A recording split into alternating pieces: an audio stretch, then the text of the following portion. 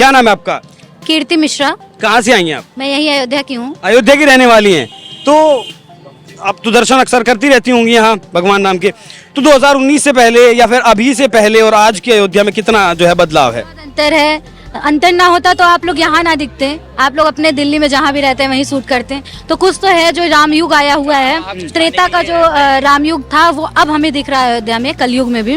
तो कलयुग में जो है त्रेता युग आपको दिख रहा है, लेकिन कुछ लोग अभी भी इसे राजनीति से जोड़ रहे हैं कि सिर्फ बीजेपी का प्रोग्राम है।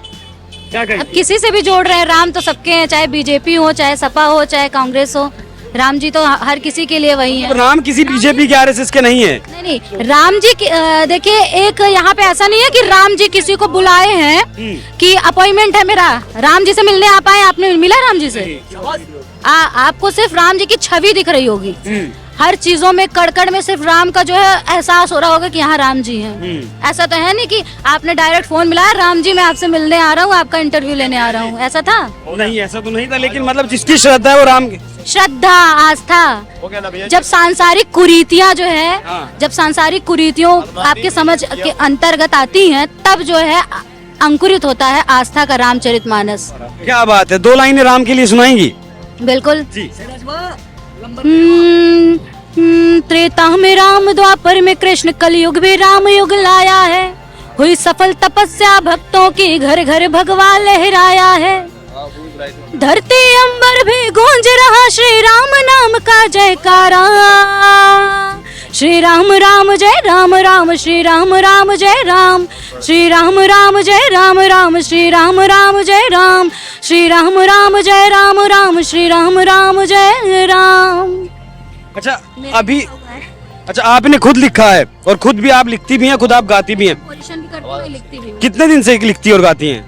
बस जब से बस 1-1.5 साल हो गए, ऐसे ही भगवान की भक्ति हो गई। वैसे तो मैं स्टूडेंट हूँ मेडिकल की, लेकिन अचानक से मुझे भगवान में भक्ति हो गई, तो फिर मैं इसी में जुड़ गई। तो मतलब पढ़ाई छोड़ दी आपने? नहीं, पढ़ रही हूँ, मैंने बायोटेक किया, अभी मेरा कंप्लीट हुआ इसी साल। तो पढ़ाई के साथ साथ भक्ति में भी आप भगवान की लीन है, तो अचानक कैसे आपके जीवन में परिवर्तन आया? मैंने हिंदी नहीं पढ़ा, साहित्य नहीं पढ़ा, लेकिन शब्द जो है अपने आप पता नहीं कहाँ से ऐसे ऐसे शब्द आते हैं जो मुझे खुद ही नहीं मतलब पता होता है जिसका। मतलब अचानक से आपके अंदर शब्द आने लगे, आपने लिखना शुरू किया और गाना शुरू कर दिया अचानक से? हाँ, 1-1.5 साल से आप ये गा रही हैं? बिल्कुल। फैमिली बैकग्राउंड में कोई नहीं है ऐसा, या दूर दूर तक भी कोई नहीं है गाने बजाने वाले। बिल्कुल। सुनाइए। अभी एक रामचरितमानस आया है जिसमें कि एक लड़की दिख रही है, जैसे आप लोग दिल्ली से आए हुए हैं, तो एक लड़की है जो सांसारिक कुरीतियों में व्यस्त है, एकदम से जकड़ी हुई है। सिगरेट पीना, दारू पीना उसके लिए आम सी बात है, वो इसको कूल समझती है। तो वो जब आती है अयोध्या, तो जबरदस्ती उसके माता पिता हैं, वो तो अपना बुजुर्ग हैं, वो उस चीज को समझ रहे हैं क्योंकि उन्होंने चीजें देख ली है। अभी वो नई है तो उसको सब चीजें अच्छी लग रही, चकाचौंध। तो बात वहाँ पे जब वो यहाँ आती है तो पहले वो फोन करती है कि अरे यहाँ पे कुछ नहीं है, फालतू का सब लोग लेके आए हमको। फिर जब वो देखती है तो गाती है, मैं राघव तेरे अवध में आकर ऐसे खो गई, मैं राघव तेरे अवध में आकर ऐसे खो गई, तुलसी की रामचरितमानस मेरी मंजिल बन गई, तुलसी की रामचरितमानस मेरी मंजिल बन गई। फिर कहती है कि मैंने क्या क्या देखा, मर्यादा मूरत देख तेरी, मन त्याग समर्पण खुद डाले। जो सिगरेट दारू जैसे जो नशे के आदी होते हैं, वो अगर उनके पास पैसे नहीं होते ना तो आपसे मांग के पी लेंगे, भैया 2 रुपए दे दो, सिगरेट चाहिए। तो वो चीज है कि उसने मर्यादा डाला। यहाँ के लोगों को देख रही है तो अपना खाना उठा के दे रही लोगों को कि लोग खा लो, जो भिखारी लोग हैं, जिनको खाने की उपलब्धता नहीं है। अभी तो भगवान ने ऐसा युग ला दिया है कि लोग खुद आ रहे हैं दूर दूर से यहाँ भोजन अन्य दान करने के लिए। तो कहा जाता है कि मर्यादा मूरत देख तेरी, मन त्याग समर्पण खुद डाले, सब पाप द्वेष पीड़ा तज कर, है स्वयं को राम में रंग डाले, फिरती फिरूं मैं माला सिया राम नाम की, फिरती फिरूं मैं माला सिया राम नाम की, ढूंढे फिरूं इन गलियां मिल जाएगा तू कहीं। तो बहुत बढ़िया। आपकी उम्र कितनी है? 22 साल। 22 साल। मेडिकल की आप पढ़ाई कर रही हैं, आप जो है एक बार फिर आप जो है पढ़ाई को साइड में रखकर या पढ़ाई के साथ साथ कहें राम भक्ति में लीन हो गई हैं। इसी को लेकर आपने गाना भी सुनाया। आपकी जो उम्र, जो आपकी जो साथी होंगे, जो युवा साथी हैं, हाँ, तो जो है जो आज का जो युवा है, हिंदू जो युवा है, जो अपनी संस्कृति के बारे में नहीं जानता, जो अपने ग्रंथों के बारे में नहीं जानता, इसीलिए उनका माइंड वॉश कर दिया जाता है। आप तमाम देखती होंगे लव जिहाद के केस, ये केस, वे केस। पहले तो आप मुझे ये बताइए, उन युवाओं के लिए, उन लड़कियों के लिए, उन लड़कों के लिए क्या संदेश देंगे आप? आप देखिए, सबसे पहली बात कि शिक्षा जरूरी है, ठीक है। आपने देखा होगा कि जितने भी लव जिहाद में लड़कियां फंसी हुई हैं, कोई एक भी गवार नहीं दिखेंगी। कोई गवार है? जितनी भी एक से एक सरकारी नौकरी दिखेगी, कोई टीचर दिखेगी, कोई मेडिकल की छात्रा दिखेगी। तो जब लोग अपने मन के हो जाते हैं, परिवार से दूर हो जाते हैं, संस्कृति से दूर हो जाते हैं, तब वो इन सब चीजों में फंसते हैं। मतलब जब वो कहते हैं कि जो है अब हम बड़े हो गए हैं, अब हमें आजादी, हम अपने फैसले ले सकते हैं। अगर वो अपने माता पिता के साथ रहेंगे तो अगर वो थोड़ा सा भी गलती करेंगे तो माता पिता टोकेंगे। उनको समझ में आएगा कि बच्चा गलत राह में जा रहा है। या फिर जो लोग सुसाइड कर रहे हैं, जो भी इन सब मामले में फंसे, सब एक से एक टैलेंटेड लोग हैं, पढ़े लिखे हैं। इसलिए शिक्षा को उतना ही लीजिए जितना आप संभाल सकें। अच्छा, एक रामचरितमानस की आपने बात की, तो मैं रामचरितमानस से जुड़ा आपसे एक सवाल पूछना चाहूंगा। स्वामी प्रसाद मौर्य, जानती होंगी आप, बहुत अच्छे खासे, हाँ, रामायण को जनाने वाले। आजकल जो भारत पे तब, हाँ, आजकल जो है वो सुर्खियों में है इस बात को लेकर। उनका एक बयान, अभी हालिया जो बयान है, उन्होंने कहा है कि जो गोलियां चलवाई गई थी राम भक्तों पर, वो सही चलवाई गई थी। पहले तो इस पे जवाब दीजिएगा। हाँ, बिल्कुल चलवाई गई थी। वो अब कहना है स्वामी प्रसाद मौर्य का, वो सही चलवाई गई थी, वो गलत नहीं चलवाई थी। नहीं, ये वो तो डिफेंड कर रहे हैं मुलायम सिंह यादव को। वो तो डिफेंड करेंगे, वो शुरू से ही यही कर रहे हैं। और वैसे तो मैं राजनीति से जुड़ी नहीं हूँ, तो मैं इतना राजनीति के बारे में नहीं बोलना चाहूंगी। नहीं, जैसे उन्होंने रामचरितमानस की प्रतियां जलाई कि उसमें असमानता है, जातियों के ऊपर भेदभाव है। वो एक लाइन कहा था कि जो है सकल ताड़ना के अधिकारी ढोल शूद्र पशुनारी, उन्होंने बोला था। तो अरे भैया, तो वो लाइन थी ना कि ढोल गवार शूद्र पशुनारी सकल ताड़ना के अधिकारी। इसका मतलब ये नहीं है कि नारी, ये लोग जो है सकल ताड़ना के बस इसलिए कहा गया उसमें कि ये सब नजर रखने योग्य है, कि आप नजर रखेंगे तो वो सही दिशा में चलेंगे।